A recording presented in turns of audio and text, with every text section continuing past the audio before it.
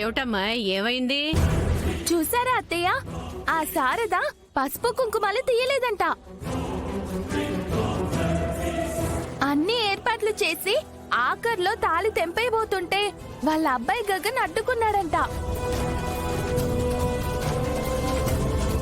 బొట్టు పెట్టిచ్చేస్తే శారద బొట్టు పెట్టుకొని వాళ్ళ కొడుకుతో పాటు ఇంట్లోకి వెళ్ళిపోయిందంట. అమ్మో అమ్మో అమ్మో అమ్మో, ఎంత అరిష్టం ఎంత అరిష్టం! దానివల్ల మన కొంపకేదైనా కీడు చుట్టుకుంటే దాన్ని మనం ఎలా భరించగలం అమ్మాయి? ఈ విషయం మీద మనం పంచాయతీ పెట్టి తీరాల్సిందే. అమ్మాయి, టైంకొచ్చావు. విన్నావా ఇదంతాను? వింటూనే వచ్చాను పిన్ని.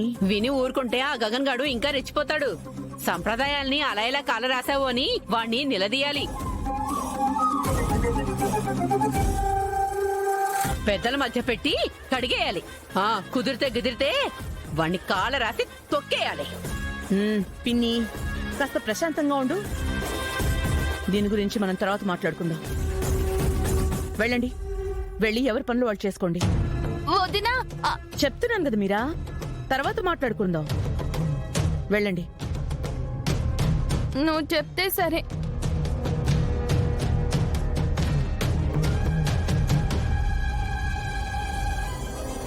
అదేమిటమ్మాయి, అవకాశం వస్తే ఆంబోతలా మీద పడిపోయి దున్నపోతలా కుమ్మేసే నువ్వు ఆ గగన్ గాడు శారద బొట్టు తీయించడానికి ఒప్పుకోవడం లేదంటే ఏం మాట్లాడడం లేదేంటి? నేనేమి సైలెంట్ గా లేని పిన్ని, తీవ్రంగా ఆలోచిస్తున్నాను. మనకి తెలియకుండా మన వెనక ఏదో జరుగుతోంది. లేదమ్మాయి, మన వెనక ఏం జరగడం లేదు.